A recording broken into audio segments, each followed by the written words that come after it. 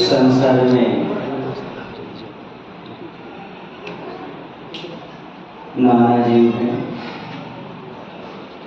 उनकी नाना कर्म हैं, नाना उपलब्धियां हैं।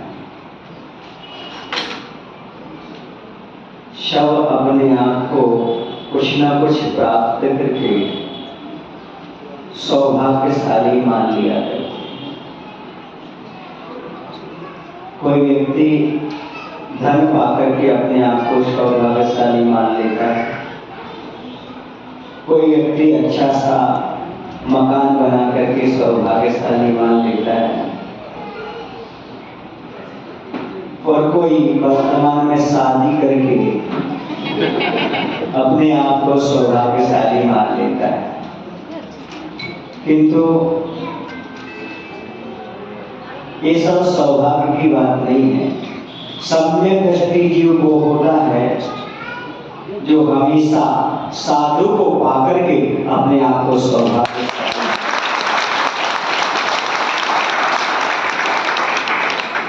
सम्यक दृष्टि धर्मात्मा के आगे ना तो धन बड़ा होता है, न मकान बड़ा होता है, न नौकरी बड़ी होती है, और न जीवन साथी बड़ा होता है, बल्कि उसके सामने तो गुरु रूपी सारथी बड़ा है। गुरु को पाने के लिए, गुरु की संगति करने के लिए, सब कुछ त्याग करने के लिए अहरनिश तैयार रहता है और सोचता रहता है, विचार करता रहता है कि हमें साधु की संगति प्राप्त हो। शायद ज्ञानोदय बेंगलोर वालों ने भी बहुत बार भावना भरी होगी, किसी साधु का हमें सानिध्य प्राप्त हो, उसी का प्रतिफल है कि आज गुरु महाराज की कृपा से तपती दोपहरी में भी विहार करते हुए ज्ञानोदय में आना है।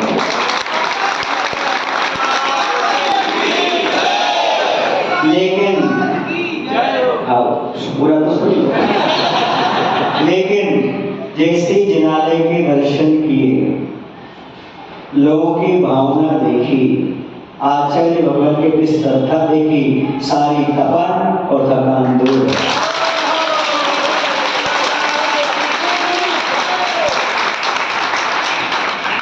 आप लोग पढ़ते हो कि वास्तव में वर्तमान में सच्चे साधु मिलना बड़ा दुर्लभ होता है, और शहरों में मिलना और दुर्लभ होता है। लेकिन एक के बाद एक जब सभी लोग भावना भरते हैं तो सामूहिक पुण्य का उदय आता है, तो सच्चे साधु नगर में अवश्य।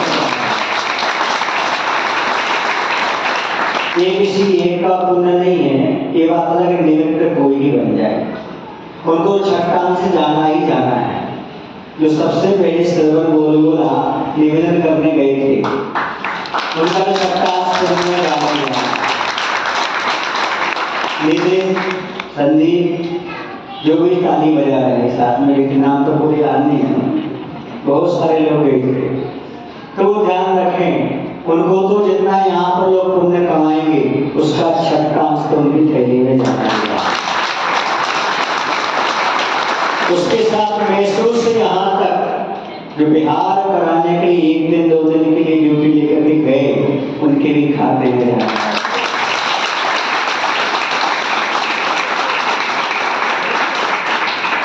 जिन्होंने शास्त्र भेंट नहीं प्रदान किया, क्योंकि जैन साधु के लिए कोई चीज भेंट नहीं होती, पिछी कमंडल के अलावा शास्त्र भेंट नहीं होता।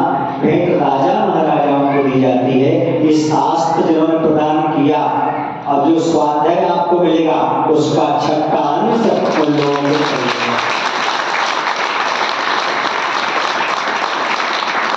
जिन लोगों ने अनुमोदना घर बैठ करके की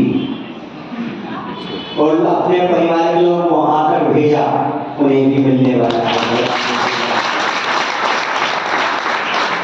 जैन दर्शन में 9 प्रकार से पुण्य कमाया जाता है, मन, वचन, काय, और गुणा कर दो कृत कार्य तथा निबोधना। कितने प्रकार का हो जाता? 3 प्रकार। जिन्होंने मन से किया, किसी ने वचन से किया, किसी ने काय से किया, किसी ने स्वयं किया, दूसरों से करवाया, नहीं करवाया ताली बजा करके अनुमोदना की, उनको भी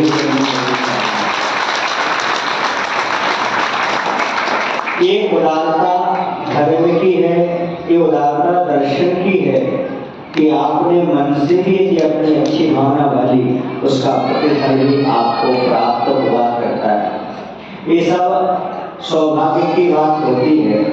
ज्ञानोदय में आप आकर के रहे, आपका सौभाग्य। आपने जिनालय का निर्माण किया, आपका सौभाग्य। लेकिन आपकी गुरु के प्रति जो श्रद्धा है वो परम सौभाग्य का प्रतीक है।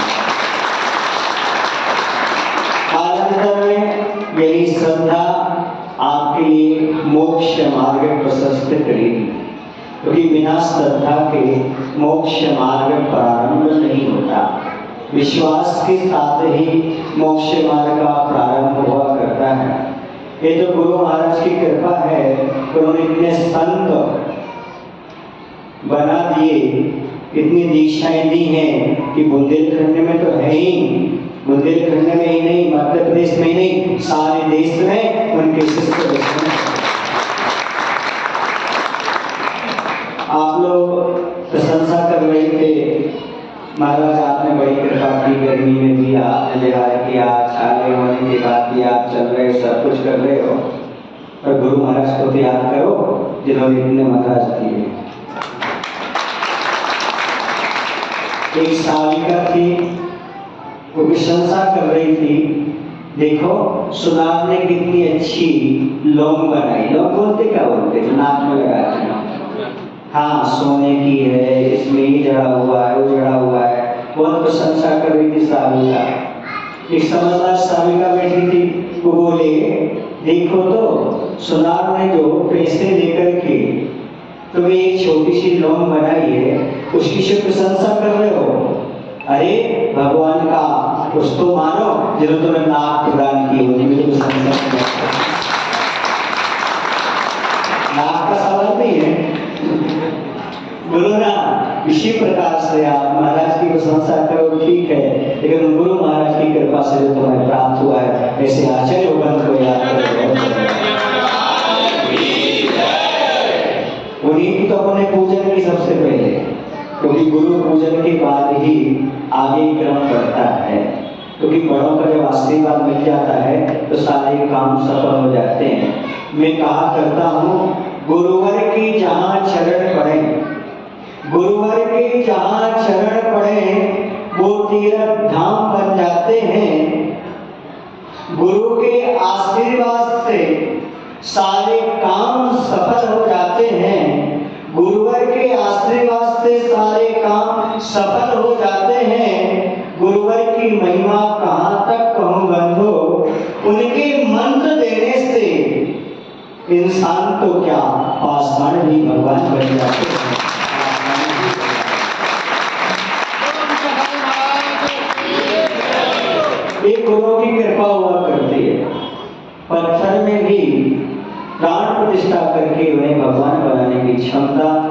इन साधु परमेष्टियों में गुरु महाराज में हुआ करती है। यदि आप चाहते हो कि हम लोग अनगढ़ हैं तो कोई बात नहीं, अनगढ़ पत्थर की तरह आना, छेनी हथौड़े चलेंगे, बस बीच में चिल्लाना नहीं, है ना। ऑपरेशन में लोग बेहोश करते हैं, लेकिन हम जब ऑपरेशन करते हैं होश में करते हैं, जो बेहोश होते हैं वो भी होश में आ जाते हैं। इसलिए यदि आपको ऑपरेशन कराना हो तो बीच में कुछ नहीं बोलना, फिर क्या बोलना है? दूध से दही, दही से मई, जो महाराज जी ने कही वो सही। बोलो दूध से दही, बोलो दूध से दही से, जो महाराज जी ने कही। बोलो जी महाराज जी, तो आनंद आएगा। जहाँ पर जी महाराज जी चलता है वहाँ पर आनंद का अनुभव हुआ करता है। आपको भी जब तक रहेंगे तब तक आनंद का अनुभव आता रहेगा। बस ध्यान रखना, दूध से आगे बोलो ना,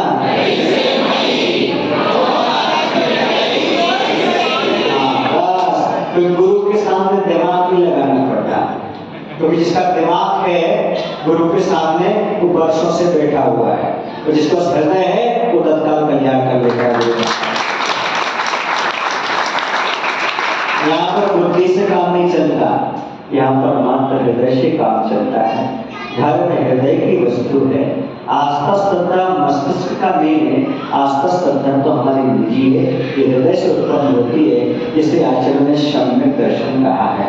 और आचार्य से कहते हैं हाउ कह दो, जी कह दो, इसी का नाम सम्यक दर्शन है। जैसा गुरु महाराज आपसे कह रहे हैं वैसा करते जाओ, इसी का नाम आचार्यों ने सम्यक दर्शन कहा है, भगवान ने सम्यक दर्शन कहा है। उनके वचनों में शंका नहीं करना, जहाँ शंका करोगे वहां पर गड़बड़ हो जाएगी। उन्होंने कहा ऐसा करना है, ये मत सोचो कैसे होगा क्या होगा। हम लोग ये सोचते रहते, आचार्य से इतनी छोटी उम्र मुनि बना रहे हैं, आगे कैसा होगा, तो क्या कर पाते? कुछ भी नहीं कर पाते। सुन रहे आप लोग कि नहीं? तो साहस की बात होती है, श्रद्धा रखना भी एक साहस का काम है। यही अनादिकाल से नहीं हो पाया है। अभी रास्ते में जब बिहार करते आ रहे थे ना, तब कुछ लोग कह रहे थे मोदी जी को ऐसा करना चाहिए, राहुल पप्पू को ऐसा करना चाहिए, उसको ऐसा करना चाहिए। मैं सब कुछ सुन रहा था। मैंने कहा ज्ञानोदय के साहब को ये पता है कि प्रधानमंत्री को क्या करना चाहिए, ये पता है मुख्यमंत्री को क्या करना चाहिए, ये पता है महाराज जी को क्या करना चाहिए, पर मैं ये बताऊंगा तुम्हें क्या करना चाहिए। आदमी को पता है समाज को ये करना चाहिए, कार्यकर्ता भी करना चाहिए, फिर हमें क्या करना चाहिए ये मालूम नहीं है। बस कुछ सब इसलिए आए हैं ताकि आपको मालूम हो जाए आपको क्या करना चाहिए, सामने वाले को क्या करना चाहिए, इसमें बुद्धि मत लगाओ। हमें क्या करना चाहिए इसमें बुद्धि लगाओगे तो निश्चित रूप से तर जाओ। कोई तरने का मार्ग है। किसका मार्ग है? तरने का मार्ग है। जो यहाँ पर वास्तव में ये सोच कर के आएगा मुझे क्या करना है, वही व्यक्ति को उपलब्ध कर पाएगा। सामने वाले से क्या कराना है, सामने वाला क्या कर रहा है, ऐसा सोचते रहोगे धर्म नहीं कर पाओगे। धर्म करने के लिए हमें क्या करना है, हमारा क्या कर्तव्य है, हम अभी तक वो कर्तव्य क्यों नहीं पूरा कर पाए, यदि वो हमारे सामने आ जाता है तो निश्चित रूप से हम धर्म मान लेते हैं। रास्ते में बिहार चल रहा था, कुछ लोग कह रहे थे महाराज जी आज हमने देव दर्शन नहीं किया, पूजन नहीं की। हमने से एक ही बात कही कि ड्यूटी किसे कहते हैं, ड्यूटी का नाम ही तो पूजन है, उसी का तो वर्ष है। आपने कर्तव्य का पालन कर दिया, पूजन हो गया। ये थाली से दूसरी थाली है, मात्र द्रव्य चढ़ाने का नाम पूजन नहीं है, बल्कि भगवान ने जो कहा है उनकी आज्ञा का पालन करना ही हमारे लिए सबसे। आप उन्हीं के साथ विहार में हैं, वही आपकी पूजन है। आप भैया व्यक्ति में हैं, वही आपकी पूजन है। ये बस समझो कि जब तक हम धोती दुपट्टा नहीं पहनेंगे और द्रव्य नहीं चढ़ाएंगे तब तक पूजन नहीं होगी। इसका अर्थ नहीं कल से पूजन बंद कर लो, हम स्नान करें। इसका अर्थ ये नहीं है कि कल से तो पूजन करके हमारे पास बैठ जाओ, पूजन बंद नहीं करना। क्योंकि जिस समय यदि आप साधु की सेवा में हैं, समाज की सेवा में हैं, तो समझना हम परम पूजन कर रहे हैं। ये सबसे बड़ी पूजा हमारी है, इससे बड़ा और कोई धर्म नहीं होता। यह भी पूजन के अंग ही मान करके चलिए। वो अष्टद्रव्य से पूजन करना, जब आपको समय होता करना, अच्छी तरह से करना। और मैं तो ये कहता हूँ, अब तो एक काम है पूजन करने के बाद, क्या काम बोलो ना, पूजन और भोजन। हमारी ड्यूटी रहती है ना, ड्यूटी करने के पहले भी समय रहता है, बाद में भी समय रहता है। जैसा जैसा समय मिलता जाएगा आपको स्वाध्याय भी मिलता जाएगा, आपको वचन भी मिलते जाएंगे। आप डिसाइड कर लेंगे जहाँ तक अभिषेक शांधारा के बाद प्रातः काल तत्काल अपन स्वाध्याय कर लेंगे। इसमें क्या होगा, जिनको ऑफिस जाना है वो ऑफिस चले जाएंगे, जिनको भोजन बनाना है तो भोजन बना लेंगे, अपने हिसाब से सब क्रियाएं संपन्न करते रहेंगे। समय समय पर सब धीरे धीरे होता रहेगा। अब ज्ञानोदय में भी तो आए हैं, क्या है, एक सज्जन बोल रहे थे महाराज जी ज्ञानोदय आ गए। अब बोल रहे थे महाराज जी बेंगलोर आ गए, इसे भूलना नहीं। प्रकृति का ही नियम है, पुत्र रत्न उत्पन्न हो गया, सूर्य उदय हो गया, ये लगा हुआ है। इस सत्य को समझते हुए जितना भी आपको समय मिलता है उसका सदुपयोग करना। ये मत समझना अभी तो पूरी गर्मी है, ये मत समझना तो तमाशे मिलेगा, ये मत समझना कैसा होगा कैसा होगा। भैया वर्तमान का उपलब्ध नहीं कर सकता, वर्तमान का सदुपयोग नहीं कर सकता, वो 4 महीने का क्या करेगा, 2 महीने का क्या करेगा। मैं मना नहीं कर रहा हूँ, बट आपको दास हो जाओ, मैं रुकने का तो कह रहा हूँ, पर जितना आपको अवसर मिलता है उसका लाभ लेने का प्रयास करना। आज नहीं कल, कल नहीं परसों, अभी तो पड़े हैं वर्षों। ऐसा नहीं सोचना उतना आप कुछ भी लाभ प्राप्त नहीं कर सकते, और कल का कोई अच्छे इतना जानते हैं आप तो देश की जरूरत ही नहीं, बंद करो। तो आप जानते हैं कल का कोई भरोसा नहीं, ये तो पक्का है। यदि आप ये जानते कल का भरोसा है तो आप इतने अच्छे से अगवानी ना करते, इतने अच्छे से अगवानी की है तो मतलब सुन रहे हो, ये तो आपको पता है कल का कोई भरोसा नहीं है। वरना आप घर में बैठे होते, नाश्ता कर रहे होते और कोई क्रियाओं में लगे होते, यहाँ बैठे हो, ये आपको बिल्कुल भान है, ये आपको ज्ञात है जीवन का कोई भरोसा नहीं है, किस्मत का कोई भरोसा नहीं है। जब पल का भरोसा नहीं है तो कल की हम क्या बात करें। तो जिनके हाथों में फल नहीं होते उनके जीवन में कल नहीं होते। कल किसे कहते हैं, कल किसे कहते हैं? जो कभी नहीं आता उसे कल कहते नहीं, जो निकल गया उसे भी कल कहते हैं, जो निकल गया उसे भी कल कहते हैं, जो कभी नहीं आता उसे कल कहते हैं, जिसे कोई पकड़ नहीं पाता उसे कल कहते हैं, और जो कल के पीछे पड़ा रहे वो जीवन भर पछताता है उसे भी कल कहते हैं। इसे जीवन भर पछताना ना पड़े, जितना आपको समय मिला है उसका सदुपयोग करने का प्रयास करना। और एक एक क्षण जीवन का कीमती है, उसे समझना। सोने की कणी का मूल्य होता है, लेकिन समय के पल का कोई मूल्य नहीं होता। प्रत्येक पल अमूल्य होता है, उसका सदुपयोग करके आगे बढ़े। बिहार करके आए हुए हैं, 9:05 लगभग हो चुके हैं। आज इतना ही पर्याप्त समझता हूँ। कोई महावीर हुआ